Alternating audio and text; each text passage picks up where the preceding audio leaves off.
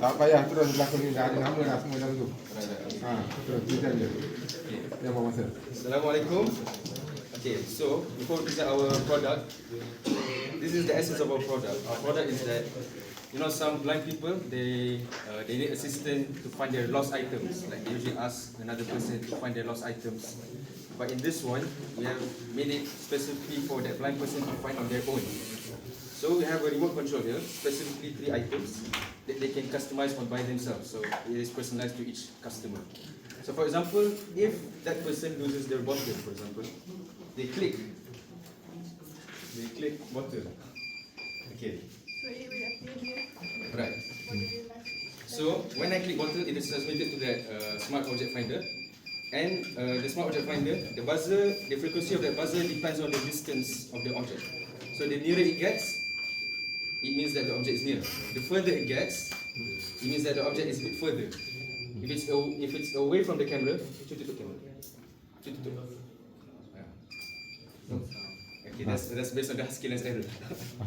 Okay. Tapi the idea is there. The nearer it gets, the beat becomes constant.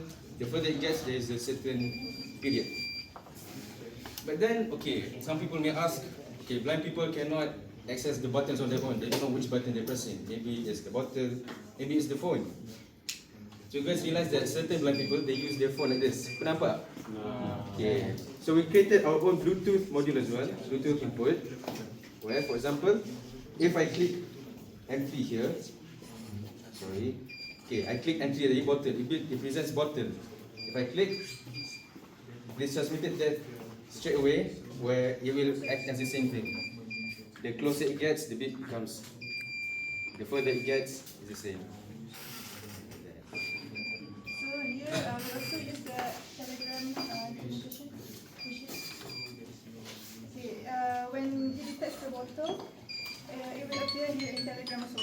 Other than this is one for the real life data visualization, and this one the purpose is for the data history. Okay. So how many dah? Siap? Dah, done. Okay. So how many objects for the presentation have you tested? Specifically for this.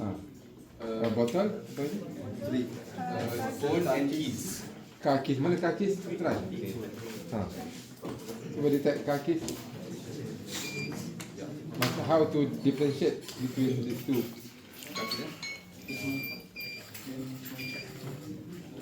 Macam mana orang buta driving nak tanya soalan tu? Puji umat. Macam mana orang driver? Okay. It's based on, okay, Just training je. personalization means also some people that are not blind, they are lazy to find the item, they can also use the system. But camera will still be able to find out. Cuba letak dia sini. Try. Jauh sikit kan? Ni tak atas ni. Tak detect. You train untuk kunci tu sajalah. Untuk demo. Baik sini.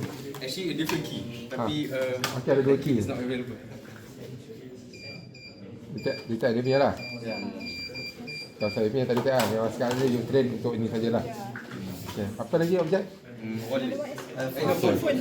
Phone. Okay. And then they are not necessarily using the gadget. You can also use the phone lah. Okay. Bluetooth. Okay, ada apa soalan? Ada nampak benda lain sikit tak? So dia macam finder. Gadget finder. Ada soalan.